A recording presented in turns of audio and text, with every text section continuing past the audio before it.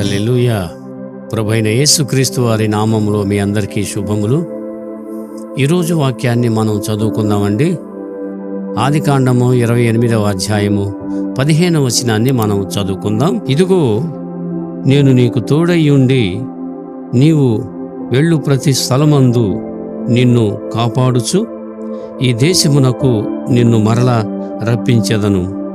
నేను నీతో చెప్పినది నెరవేర్చు వరకు నిన్ను విడువనని చెప్పగా దేవునికి స్తోత్రం. దేవుడు ఒక్కసారి మనుషులకు, ఆయన నమ్మినటువంటి బిడ్డలకు వాగ్దానం చేశారు అంటే తప్పనిసరిగా అది నెరవేర్చి తీరుస్తాడని కూడా మనం తెలుసుకోవాలి. కానీ దేవుడు చెప్పాడు, ఇంకా ఆ కార్యాలు అవలేదు, మరి దేవుడు ఇంకా బయలుపరచలేదని చెప్పేసి చాలామంది నిరుత్సాహపడుతూ ఉంటారు.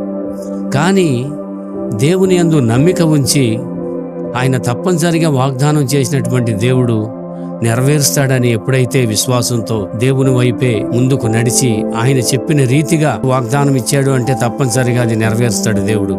కాబట్టి విశ్వాసంతో దేవుడిచ్చేటువంటి వాగ్దానాన్ని బట్టి ప్రార్థనాపూర్వకంగా నడుచుకుంటే తప్పనిసరిగా దేవుడు ఆ కార్యసిద్ధిని కలుగు చేస్తాడని నమ్మకం అనేది ప్రతి వారికి ఉండాలి. మరి యాకోబుతో చేసినటువంటి ఆ యొక్క వాగ్దానం అదే, నీతో చెప్పింది నేను నెరవేర్చు వరకు నేను నిన్ను విడువను, ఎన్నడూ ఎడబాయినని యాకోబుతో చెప్పినటువంటి వాగ్దానం ఎంతో గొప్పదండి. ఈ రోజున మరి దేవుడు మనకి వాగ్దానం ఇచ్చాడని, ఆ వాగ్దానం ప్రకారం దేవుడు నెరవేర్స్తాడని నమ్మకం మాత్రం మనకు ఉండాలని దేవుడు కోరుకుంటున్నాడు.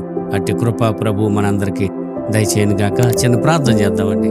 పరిశుద్ధుడు అయిన దేవా, కృపగల తండ్రి, జీవం గల ప్రభు, యాకోబుకి నాయన మీరు వాగ్దానం ఇచ్చారు. ఆ వాగ్దానం ప్రకారం నాయన ముందుకు విశ్వాసంతో నడుచుకొని ఉన్నాడు.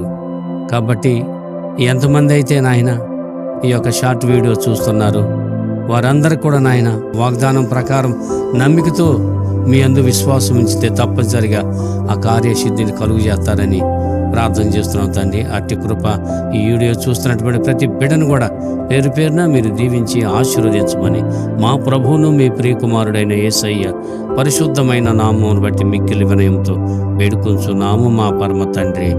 ఆమేన్, ఆమేన్, ఆమేన్.